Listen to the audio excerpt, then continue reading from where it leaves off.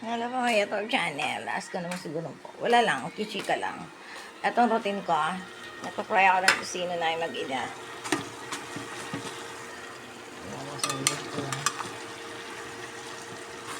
Daan ko na lang na.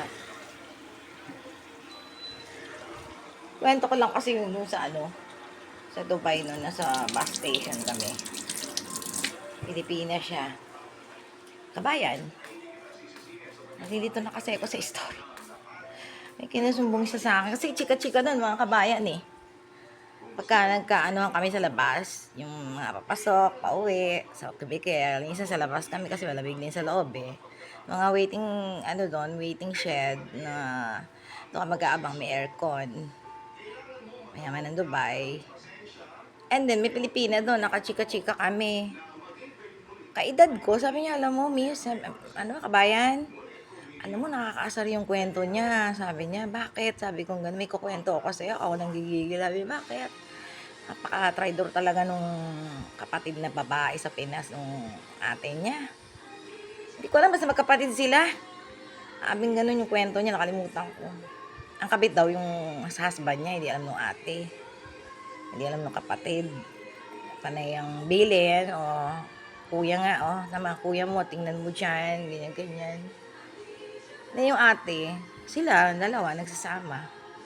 Sabi ko, napakawalang hiya naman ng kapatid, kabayan. Oo nga eh, walang konsensya, biruin mo yan. Yung chikawe, mga chikahan Pilipina doon, mga kabayan.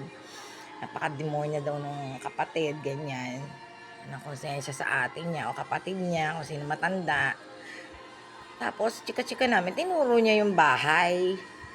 Sabi niya, alam mo kung saan yung bahay ng lalaki? Yung bahay nila. Tinuro yung bahay namin. Yung bahay namin, inapaan ko lahat, Elena. Sabi ko, bahay ko yung kabayan, baka nagkakamali ka. Tumira kami doon. Hindi kabayan, sabi niya ganun, doon nakatira yun. Sabi niya ganun, yung lalaki daw. Ganun ba? Sabi ko, naihilo ako. Saan ba ako noon? Sa Dubai ba ako? Nandito pa siya sa Pinas? Ganyan, ganyan. Eh, nung bandang huli, galing sa pera si Rowena, nakuha na niya yung asawa niya. Ko alam kung tres matres, yung amo niya, nakikita niya yung puwet daw doon, o MG, wala yung amo niya si Marlene, si stewardess, ang linggo wala doon. Hindi naman daw niya tinutuloy pagpasok ng kwarto, open, kita yung puwet. And then, ganun lang, hindi ako kwento lang to. Eh yun, tinuro, pahay namin yung sabi ko, kabayan. Tira ko doon eh. Wala na siyang bigla eh, kasi sumakay na yata. Sa Fox Parental.